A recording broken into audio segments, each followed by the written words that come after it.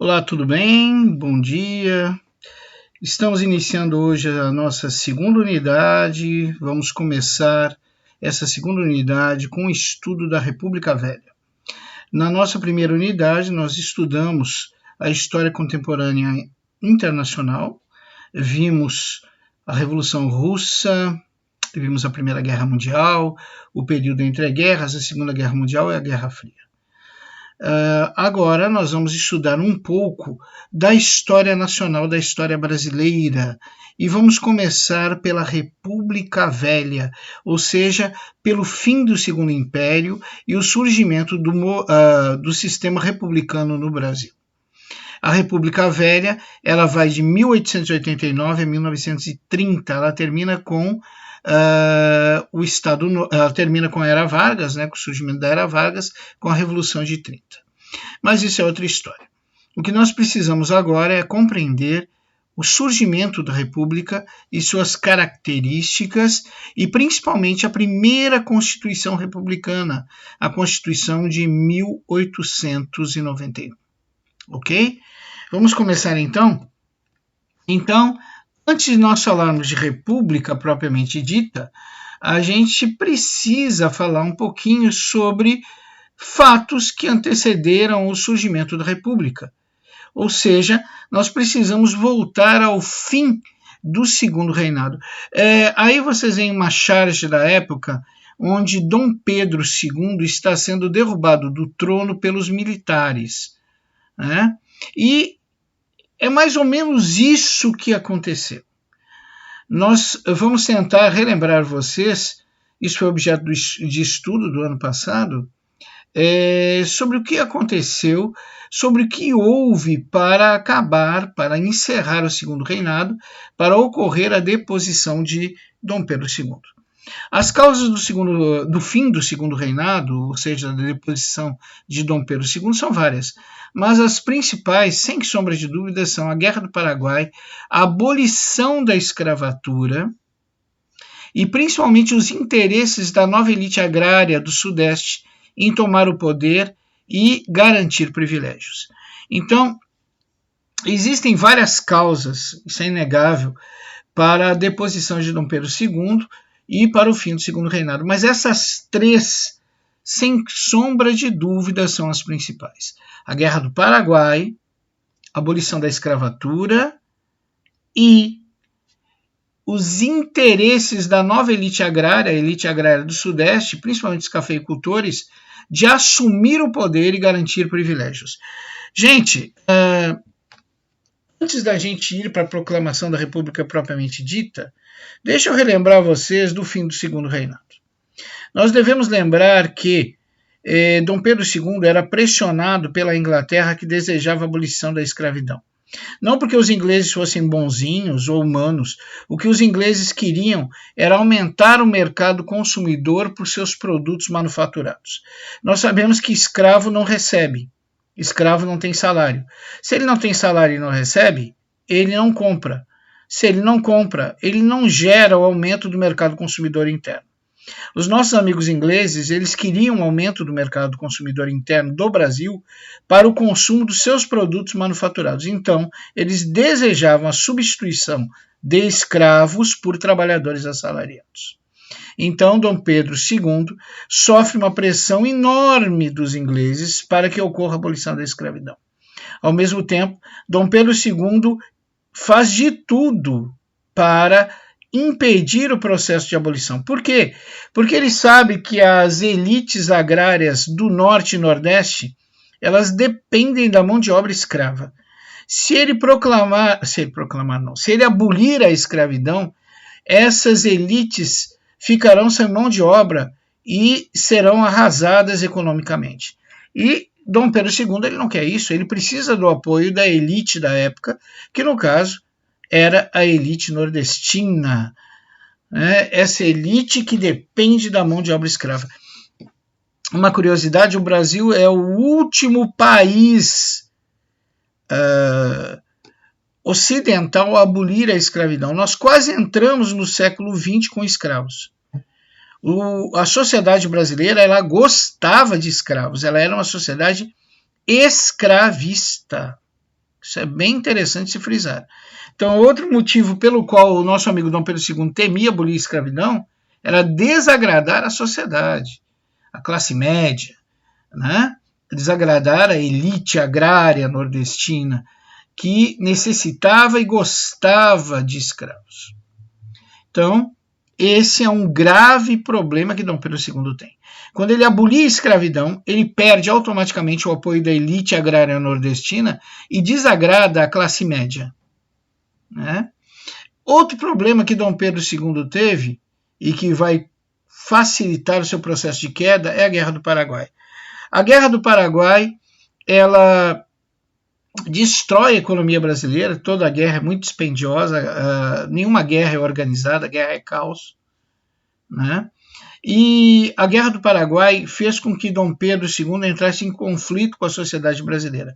Primeiro, pelo processo de recrutamento. O recrutamento dos soldados para irem à Guerra do Paraguai começou muito bonito, baseado no nacionalismo.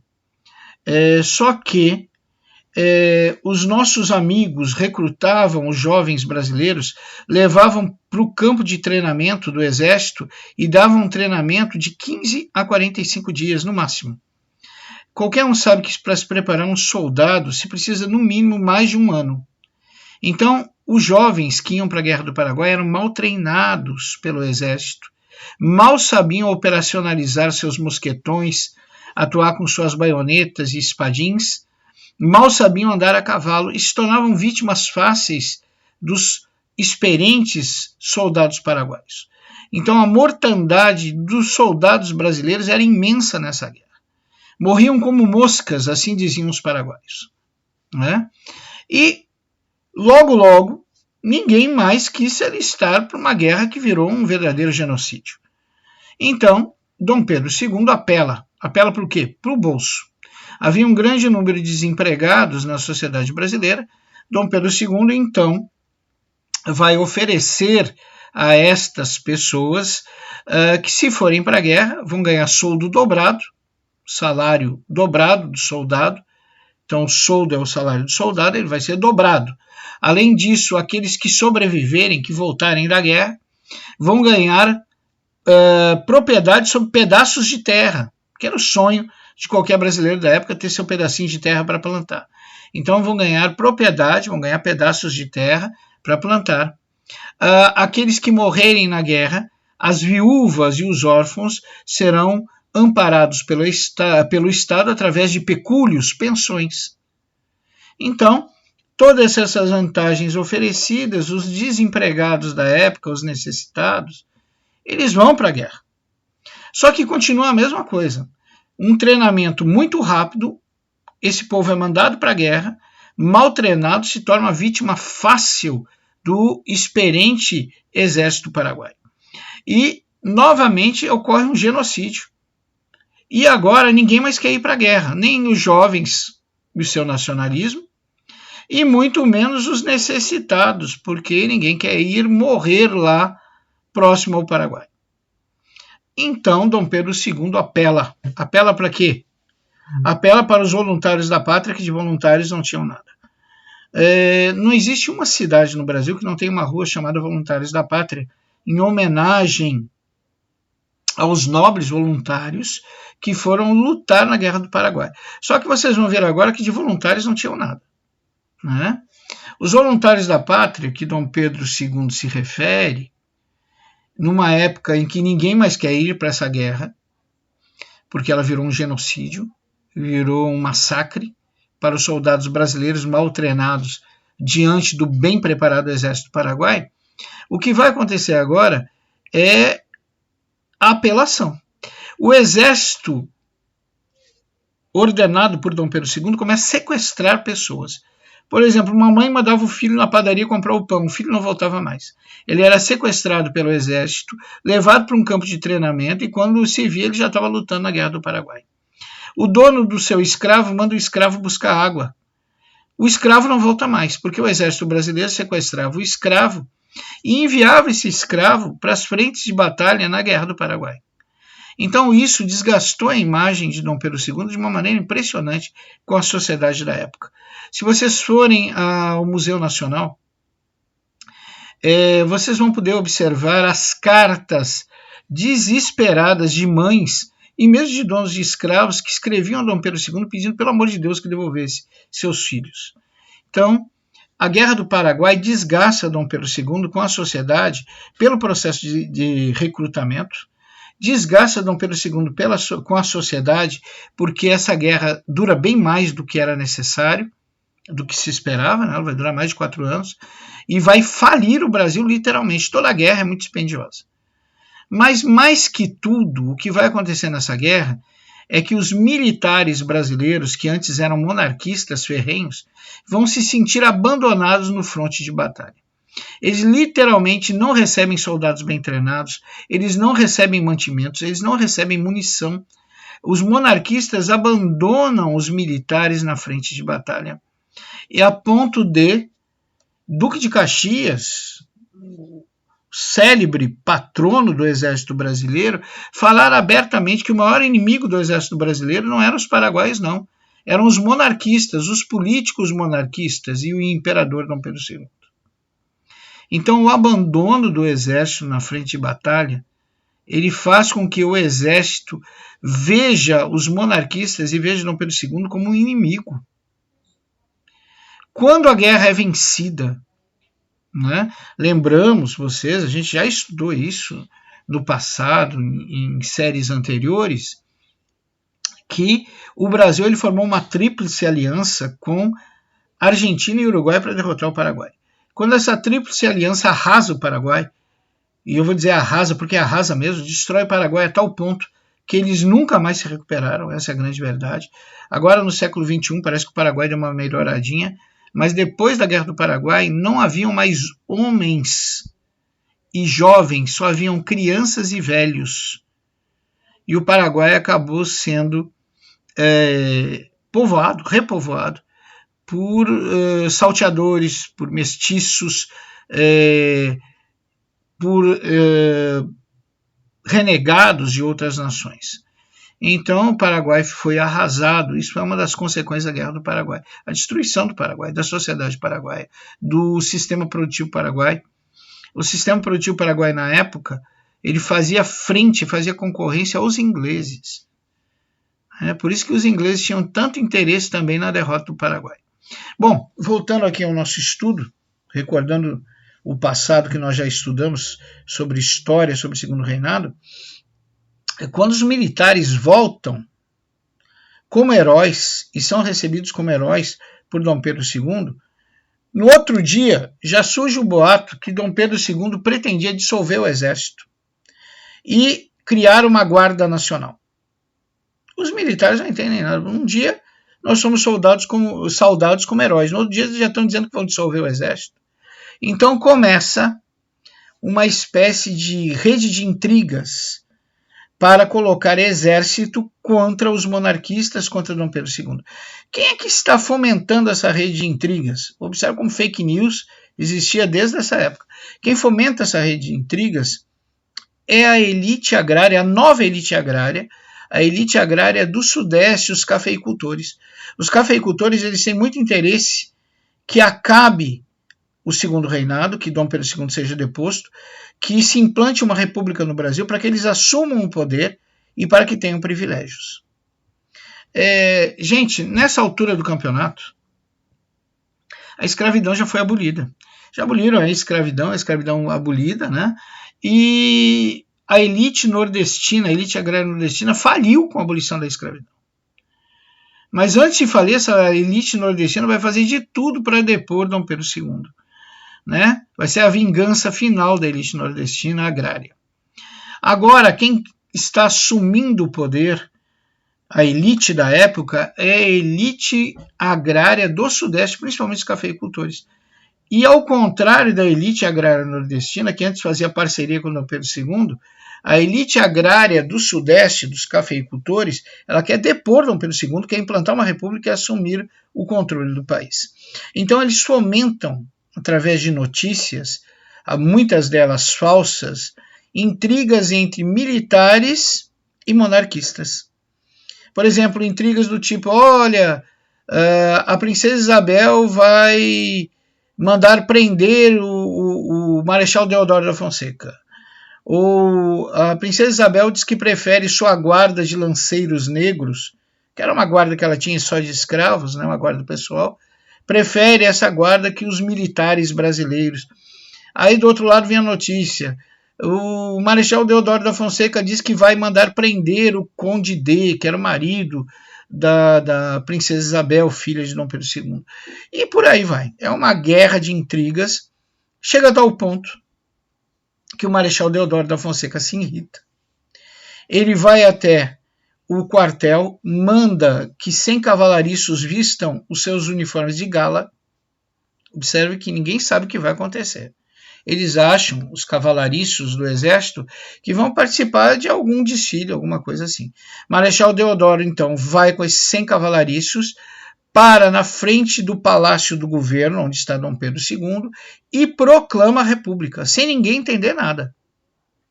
Então, observe como o Brasil é um país interessante. A proclamação da República ela não passou pelo povo, não passou por políticos, se originou de intrigas entre militares e monarquistas.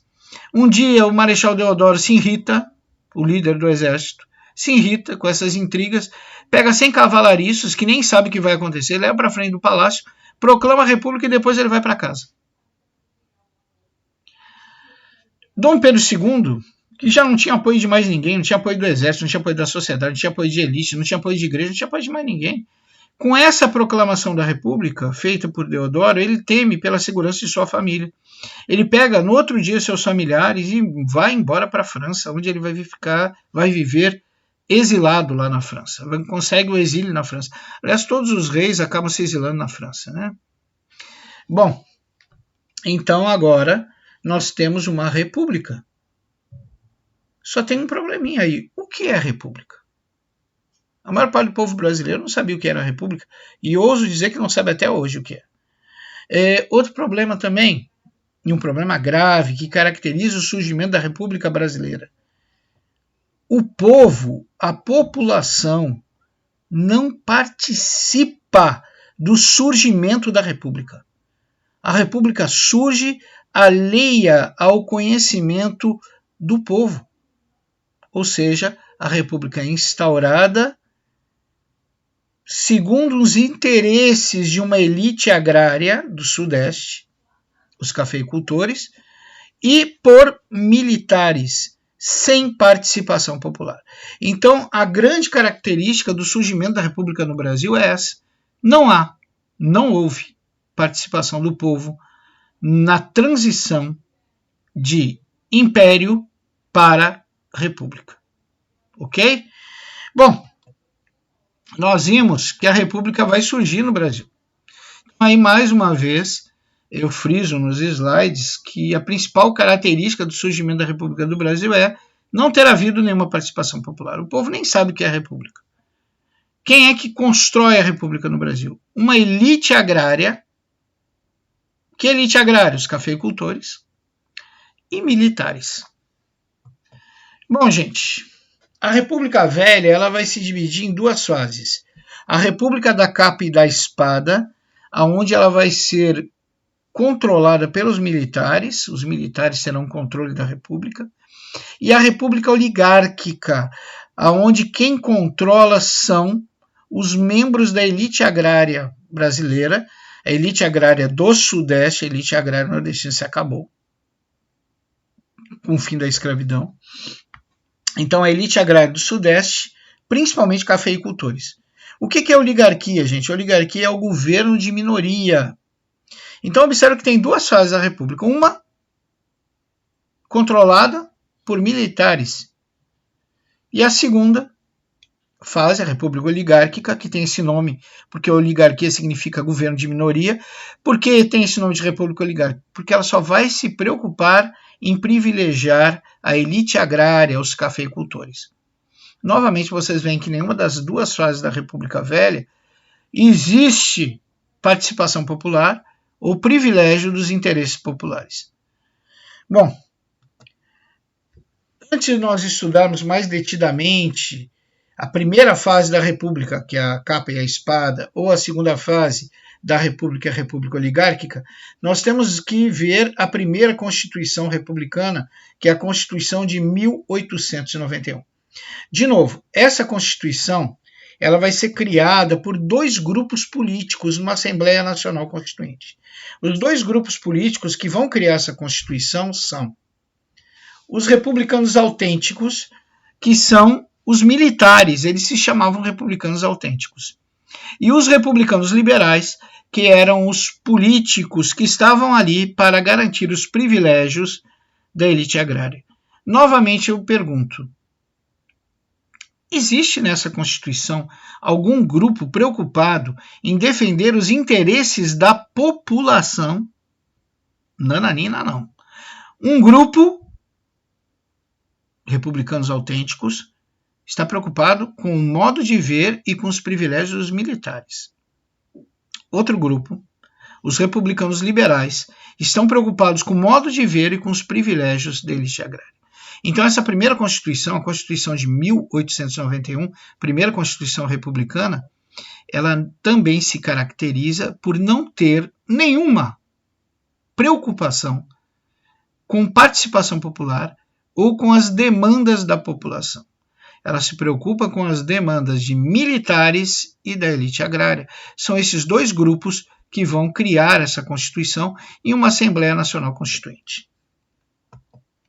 Até o primeiro presidente vai ser eleito por voto indireto nessa Assembleia Nacional Constituinte. Então, de novo, não há nenhuma participação ou representação por parte do povo na criação da primeira Constituição republicana. Vocês observam que, desde o surgimento da República, a participação popular é um detalhe que muitas vezes é desprezado. Vamos continuar então, vamos continuar falando da Constituição de 1891. Essa Constituição, ela, apesar de parecer liberal, ela não tinha nada de liberal. Ela era uma Constituição que tinha como grande interesse defender privilégios de determinadas categorias. E que não tinha nenhum interesse de resolver as demandas da maior parte da população. Então, uma das características, existem várias normas constitucionais.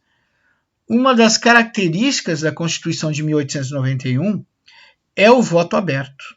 Pessoal, e aí eu chamo a atenção de vocês para uma coisa. O que é o voto aberto? O voto aberto é o seguinte, tu vota e o teu voto não é secreto. Ou seja, existe uma relação onde tem o teu nome, o número do teu título de eleitor, em quem tu votou. E tu ganha um papelzinho também lá do mesário, dizendo que tu votou no Chiquinho, do Pedro, na pessoa que tu escolheu. Então o voto aberto é isso. Não existe o segredo de quem tu votou. A pessoa em quem tu votou, o candidato em quem tu votou é de conhecimento público. Tu ganha até um comprovante que tu votou nessa criatura. Muitos que defenderam o voto aberto diziam que era uma maneira de evitar a corrupção política. Só que o voto aberto é o maior meio de corrupção política. Sabe por quê? Porque ele dá origem a uma coisa chamada voto de cabresto. Não caiam no golpe do voto aberto. Isso já foi feito no passado na Constituição de 1891. O que é voto de cabresto? O voto de cabresto é o seguinte. Tu trabalha numa empresa, num comércio, numa fazenda, né? Chegou o período de votar, vem o teu patrão e diz, olha, eu quero que tu vote nesse candidato. Se tu não votar nesse candidato, eu te demito. Observa a situação. O teu patrão está te obrigando a votar no candidato que ele deseja. E ele pode fazer isso? Teoricamente, não. Mas ele tem como fazer isso? Claro que tem, graças ao voto aberto. Quando tu votares, primeiro o teu patrão vai saber em quem tu votou. Seja pelo conhecimento público, porque existe uma lista, é emitida uma lista do nome dos eleitores e seus escolhidos, ou seja por o documento que o mesário te dá dizendo em quem tu votou. Então, dessa forma, o patrão tem certeza que tu votou em quem ele mandou. Isso é voto de cabresto. Cabresto é aquele negócio que bota no boi para poder levar o boi, né? Para poder levar o boi para onde tu quer, para guiar o boi. Então, o voto aberto, ele não tem nada de combate à corrupção. Ele é o principal instrumento para gerar o maior método de corrupção política, que é o voto de cabresto, aonde os patrões, a elite agrária obrigam, sob ameaça de demissão ou perda de algum privilégio, os seus trabalhadores a votarem nos candidatos que eles escolherem. E tu não tem como escapar, porque o teu voto é público, ele não é secreto. Então todo mundo sabe em quem tu votou. Se tu não votar na pessoa que o patrão quer, tu é demitido, tu perde um privilégio, tu é expulso da fazenda, tua família vai para a rua da amargura. Então observa como a Constituição de 1891 não está nem um pouquinho preocupada com corrupção política. Pelo contrário, o voto aberto vai gerar uma das maiores formas de corrupção política republicanas do surgimento da República em 1891 e vai ser permitido pela própria Constituição. Vamos para o voto censitário. Antes da Constituição de 1891, para te ter o direito de votar, tu teria que comprovar uma renda. A Constituição de 1891, ela, para parecer uma Constituição liberal, ela diz não precisa comprovar a renda. Agora o voto é universal masculino.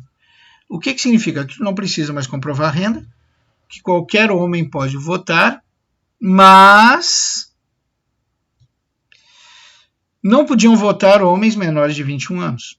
Não podia votar mendigo, não podia votar padre, não podia votar soldado, não podia votar analfabeto. A maior parte da população brasileira nesse período era de analfabetos. Não podia votar estrangeiros. Ou seja, eles acabaram realmente com o voto censitário no que se refere à comprovação de renda.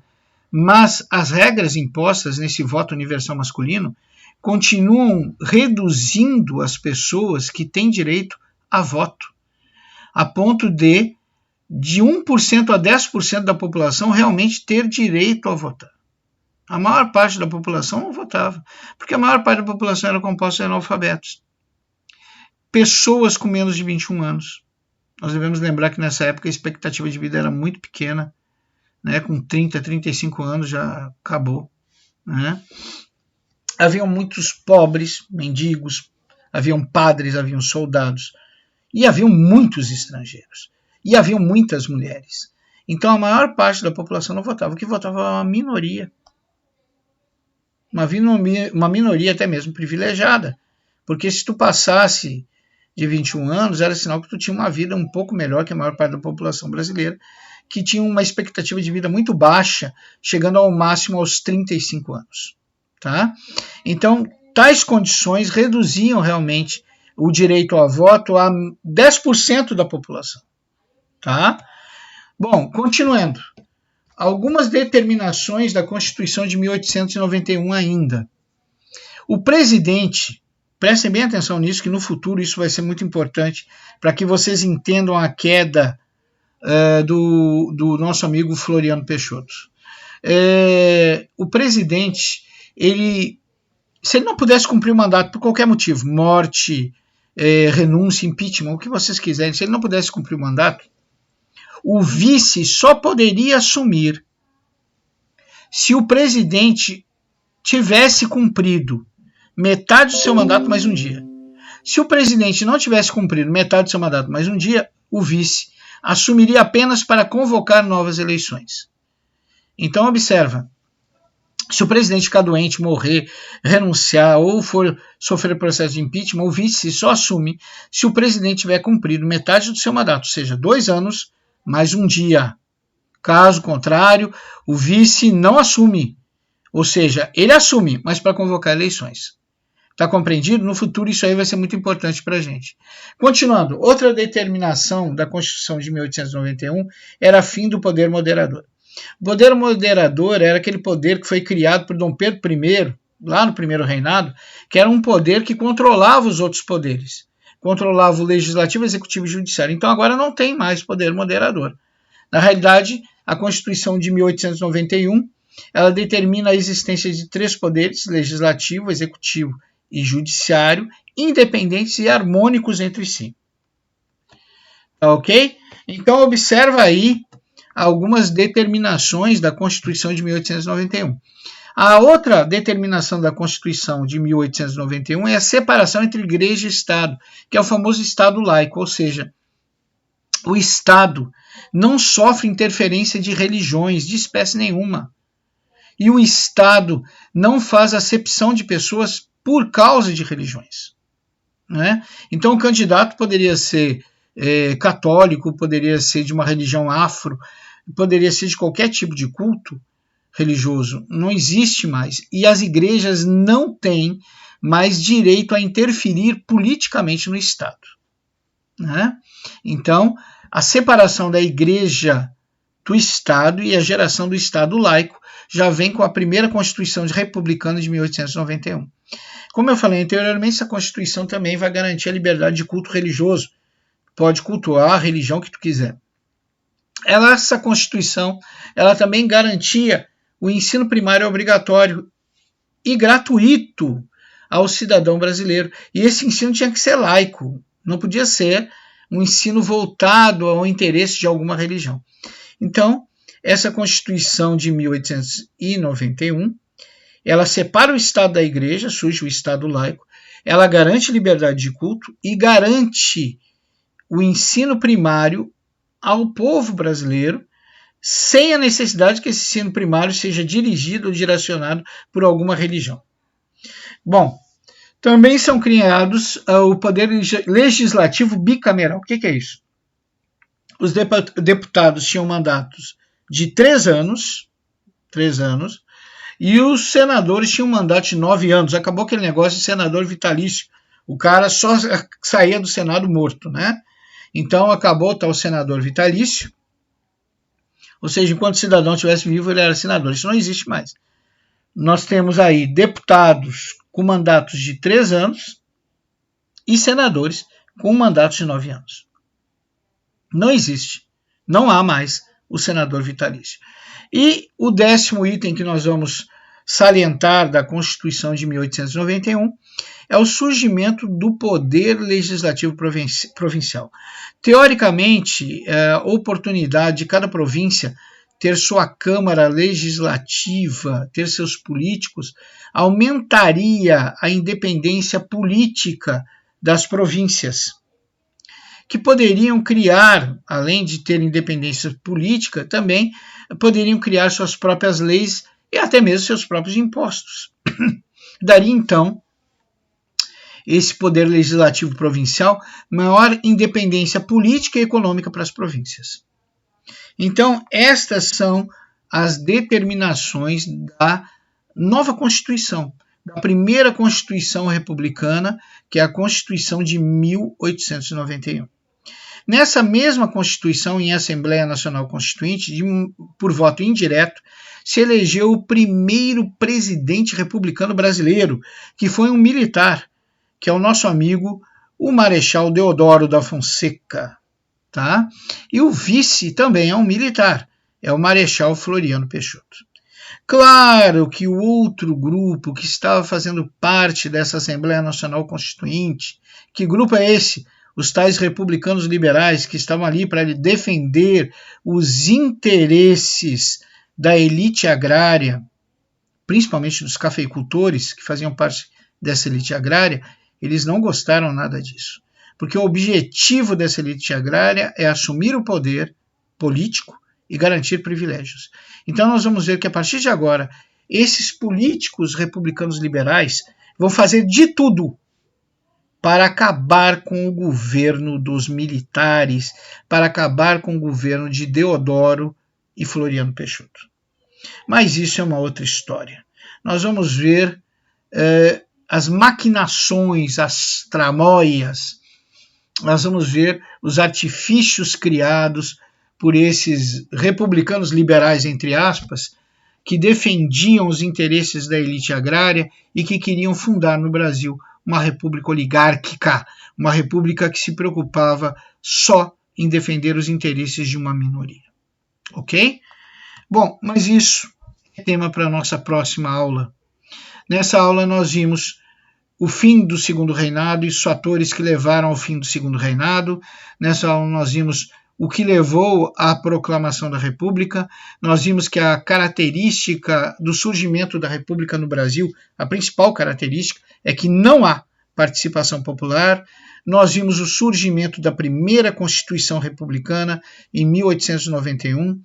Nós vimos que essa Constituição é criada por dois grupos políticos distintos, republicanos autênticos, que defendiam os interesses dos militares, e republicanos liberais, que defendiam os interesses da elite agrária, principalmente dos cafeicultores, que faziam parte dessa elite agrária. Nós vimos que o surgimento da primeira Constituição Republicana Brasileira, em 1891, também se caracteriza por não haver preocupação com as demandas da população, mas sim preocupação em garantir privilégios para esses dois grupos. Bom, gente, nós vimos que essa Constituição, apesar de parecer liberal, não tinha nada de liberal. Ela, através do voto aberto, permitiu o voto de cabresto, através de um voto teoricamente universal masculino, ela impedia a participação da maior parte da população, apenas 10% acabavam tendo direitos políticos e direito ao voto. Nós vimos também que ela institui algumas coisas, como o Estado laico, separação do Estado da Igreja. Ela institui também a obrigatoriedade do ensino primário à população brasileira e que esse ensino seja laico, não direcionado por nenhuma organização religiosa. Nós vimos o surgimento de novas formas políticas com o objetivo de dar maior independência econômica e política para as províncias. Nós vimos também que essa Constituição ela reduz mandatos de deputados a 3 anos e acaba com o senador vitalício e agora dá um mandato ao senador vitalício de 9 anos. A principal característica da Constituição de 1891, a mesma. Não há participação popular, não há preocupação com as demandas da população.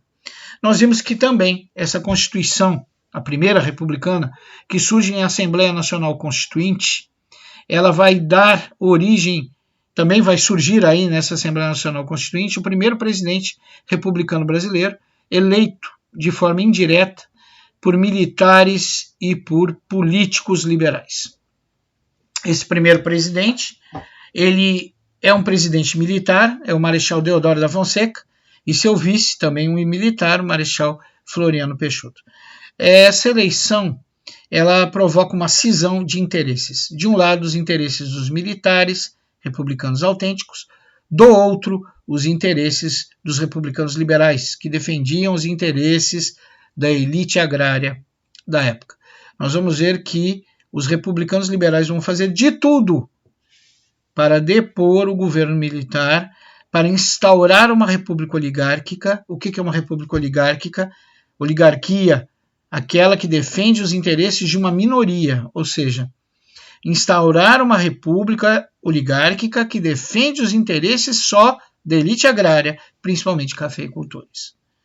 Então, nossa demanda de hoje foi estudo do surgimento da República, consequentemente do fim do Segundo Reinado e do surgimento da primeira Constituição Republicana Brasileira, em 1891.